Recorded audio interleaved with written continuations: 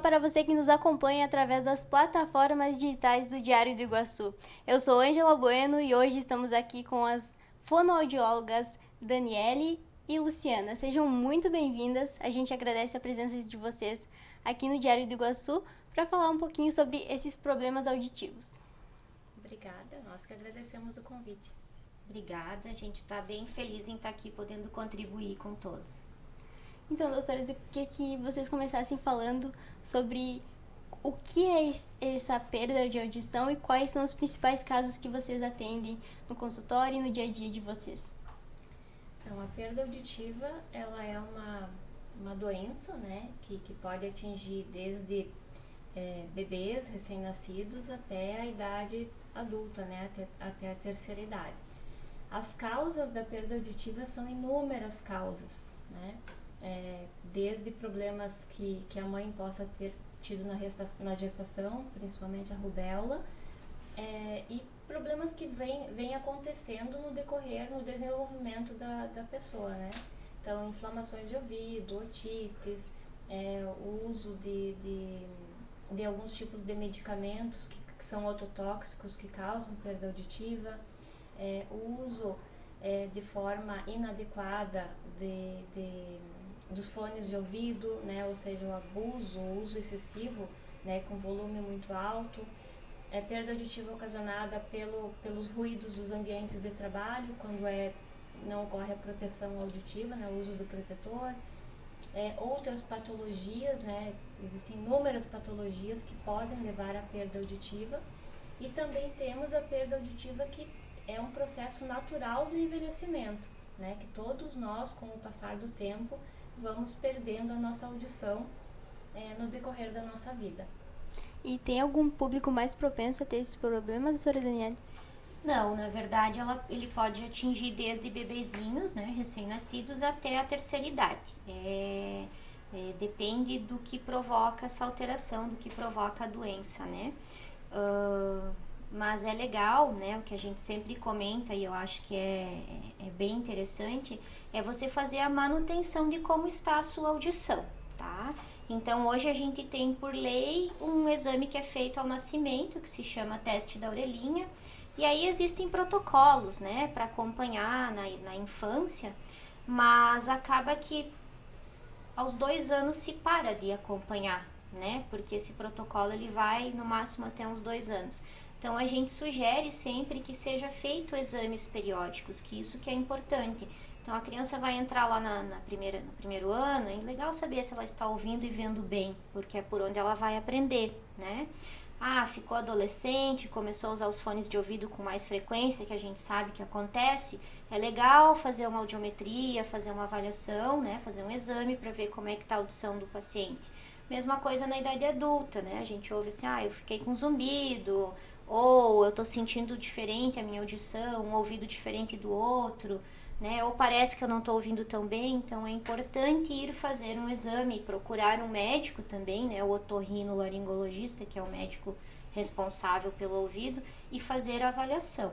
E a mesma coisa na terceira idade, né? Então começa lá a aparecer dificuldade para enxergar, dificuldade para ouvir, também é importante estar fazendo o exame para a gente poder estar vendo como está essa audição e estar podendo dar os próximos passos, né? O que pode ser feito para ajudar essas pessoas, porque não precisa ficar, né? Às vezes os idosos eles escutam mais, menos, né? Eles têm problema de audição e eles acabam não procurando ajuda, e tem solução, né? Não precisa passar uma parte ali da sua vida sofrendo com a perda auditiva, ela tem como ser melhorada, então é importante.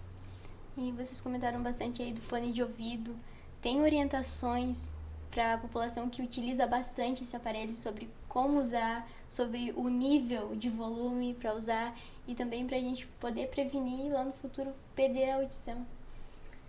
Na verdade, orientações se tem, né? O que a gente observa acompanhando outros países, outras realidades, é que no Brasil, infelizmente, não existem programas preventivos. Por exemplo, trabalhos realizados desde a criança, né, em idade pré-escolar ali, um trabalho preventivo, onde as crianças já cresçam educadas e com conhecimento do que pode prejudicar a audição.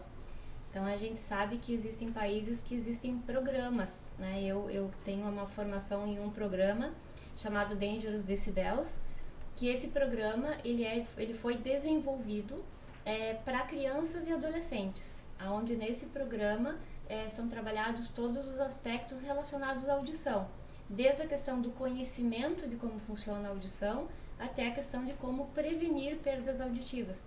Então isso a gente vê que é uma prática em outros países, e no Brasil, infelizmente, não se tem essa prática da prevenção, né? Deveríamos ter políticas públicas, políticas de saúde mais voltadas para a prevenção. Infelizmente não temos, mas é um trabalho de formiguinha, né? A gente vai falando, vai orientando, vai dentro da nossa rede de contatos, enfim, do nosso trabalho, mas poderia ser feito algum trabalho de prevenção mais em nível nacional. Complementando o que a Lu falou, a gente orienta, né, os pacientes quando procuram a gente em relação a isso, o tempo de exposição ao fone, Exatamente. né? Então, assim, ficar 4 horas direto, né? Isso com certeza vai prejudicar. O volume também, sem sombra de dúvidas, eu sempre oriento da metade para baixo, nunca da metade para cima. E quando é uma questão profissional, a gente até orienta assim, cuidado, intercalar as orelhas, né, se for possível. Então, por exemplo, até o próprio telefone sempre do mesmo lado, para poder intercalar, e o fone de ouvido também. O ideal é que se faça uma pausa também, né, não se fique um longo tempo, sei lá, 1 hora, 1h30, fazer uma pausinha, mesmo que seja pelo uso profissional. E também pegando o gancho da questão da educação em saúde auditiva, que é uma coisa que a gente gostaria muito que viesse a acontecer aqui, né, no Brasil, em Chapecó, enfim, a relação existente entre a questão da audição e a aprendizagem, né, porque as pessoas às vezes não relacionam tanto isso, mas existem muitos casos, eu trabalho na clínica com processamento auditivo, onde as crianças até não têm uma perda de audição, mas elas têm uma dificuldade em compreender o que elas escutam e em processar essa informação para poder produzir uma resposta escrita para a escola.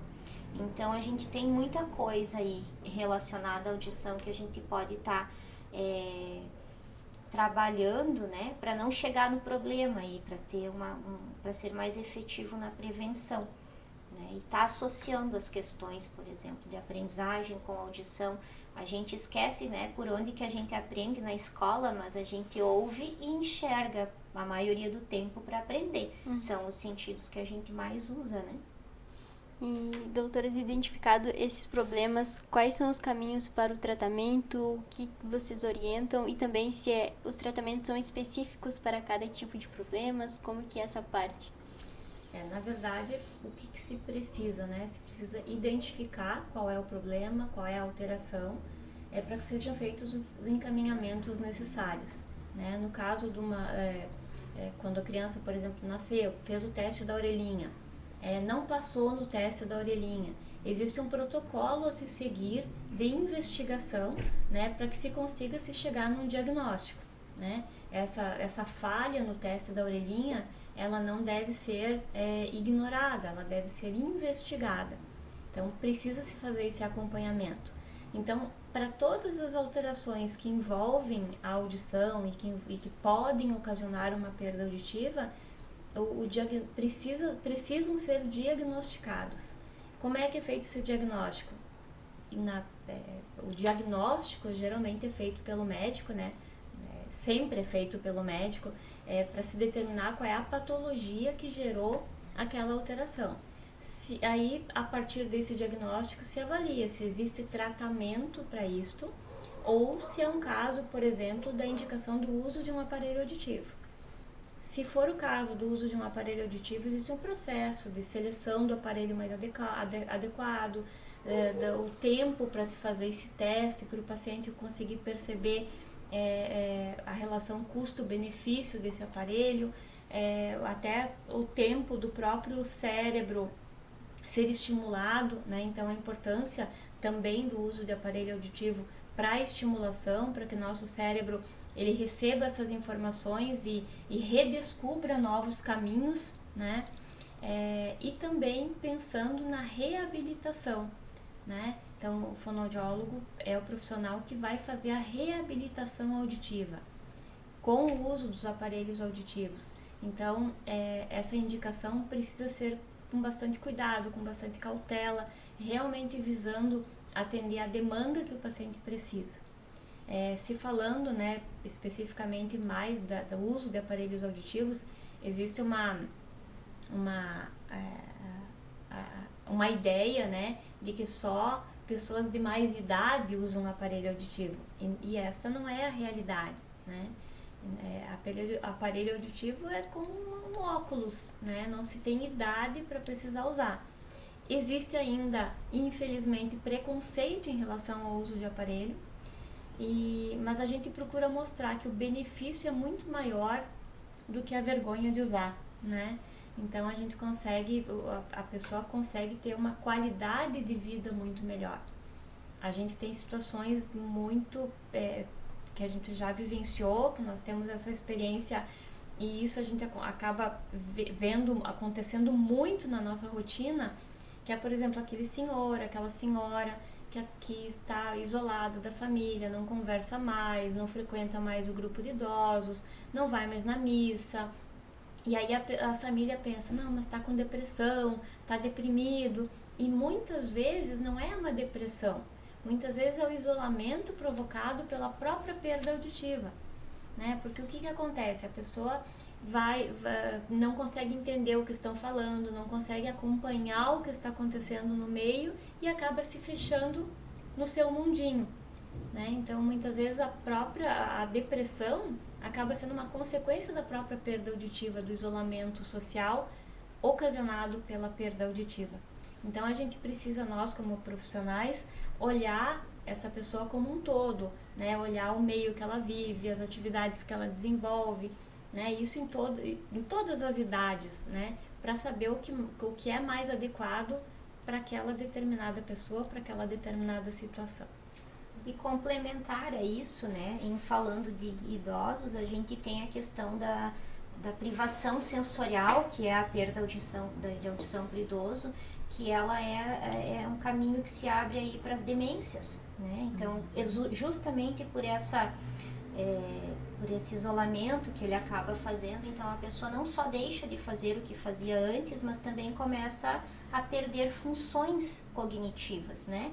Então isso é muito importante, às vezes não é só uma questão de ouvir melhor, claro que isso, nossa, é super importante, mas até a questão de estimular esse cérebro para que ele se mantenha ativo, né? Porque a cognição é muito importante para a qualidade de vida e para manter as pessoas, né? Manter em funcionamento o cérebro, fazer coisas diferentes, né? Ou o que estava habituado. Então, são coisas que se relacionam. Por isso é bem importante. E o caminho, né? Quando tem algum tipo de alteração, eu acho que é médico para ver e nós realizamos os exames e a reabilitação, conforme cada caso, né? Conforme cada diagnóstico que a gente encontrar, vai ser um determinado tratamento, né? Algumas vezes o tratamento é médico também, dependendo do caso. Outras vezes é o aparelho, outras vezes é treino auditivo, enfim. Temos vários processos aí. Cada caso é um caso. Daniele, e agora com o Covid, as pessoas reclamaram um pouquinho da perda auditiva após pegarem Covid. Vocês perceberam esse aumento dos atendimentos na clínica com a pandemia? Sim, a gente tem tido vários, vários casos que vêm para exame, tá? Que já tá com perda de audição realmente. E o tá? zumbido, né? E o zumbido, muita queixa de zumbido. Associado. E a gente sabe, né, que a questão do uso da medicação ali do Covid, ela é autotóxica, então pode estar gerando realmente, né? E já existem várias pesquisas na área relacionadas tanto a questão auditiva, perda auditiva, quanto a questão zumbido, né? Tem inúmeras pesquisas já realizadas que comprovam o pós-Covid com essas consequências também, infelizmente. E agora o tempo está quase acabando aqui. Para encerrar a nossa entrevista, eu queria que vocês explicassem se tem como a gente prevenir, se tem orientações para a gente utilizar no dia a dia, para a gente poder, talvez, prevenir essa perda auditiva ou um pouco dela. Eu diria assim, que a perda auditiva, boa parte, né, da prevenção é o bom senso, né? É o cuidado, é o não uso abusivo, né, de fones de ouvido, como a Dani comentou antes, é você saber o tempo limite para você ficar com o fone de ouvido, você saber o volume adequado para você estar ouvindo.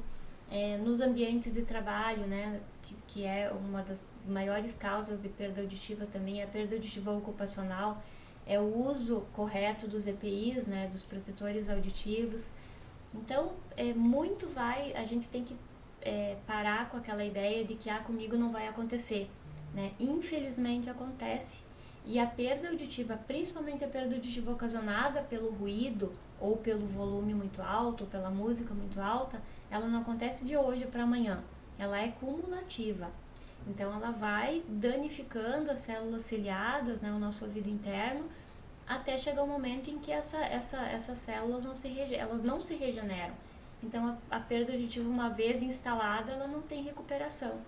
Então tudo é o bom senso, tudo é o cuidado, tudo é evitar os excessos. E claro, as questões relacionadas a doenças aí, sempre que tiver algum sintoma, procurar o médico, né, procurar o fonoaudiólogo, fazer os exames, né, investigar. A gente não pode deixar passar quando se tem uma queixa. Acho que dá para complementar também com as questões de som alto no carro, que também é uma coisa que o pessoal gosta muito e que também prejudica bastante, né? Nossa poluição sonora, né? Então, aquelas buzinadas, xingada no trânsito, aquela muvuca. Então, se tiver um pouco mais de tranquilidade aí, também vai estar ajudando, né? E com certeza, acho que o fone, né? Os gamers, principalmente, jogos, né? Então, aqueles ruídos de tiro, né? Que eles gostam muito e usam muito alto volume, isso aí também é uma coisa bem perigosa, que deve ser evitado, né? Como a gente falou antes, o volume aí é uma chave para um vilão, né? E os pais também têm essa importante tarefa de orientar desde cedo os pequenos. Com certeza. Orientar e observar, né? Observar os seus filhos, né? Tanto criança, né? Observar o comportamento, chama, a criança não responde, ou tem queixa na escola. Então, sempre observar e monitorar. E também uma coisa importante é o uso do cotonete, né? Sim. As pessoas usam muito cotonete e a gente brinca lá na clínica que só pode limpar o ouvido quem conseguir colocar o cotovelo no ouvido. Que não precisa pôr nada, não precisa limpar, o ouvido não precisa de limpeza. Você secando com a toalha ali após o banho, tá ótimo, não precisa pôr cotonete em lugar nenhum. Às vezes as pessoas acabam ocasionando até lesões, né, otites externas em função do uso excessivo, coceira, escamação do conduto, né, pelo uso excessivo do cotonete. Então a gente tá contraindicando, né, é contraindicado o uso de cotonete. Então a limpeza é só com água mesmo? Com água mesmo. Se tiver algum dia um excesso de cera, vai ser feita a limpeza pelo médico responsável por isso.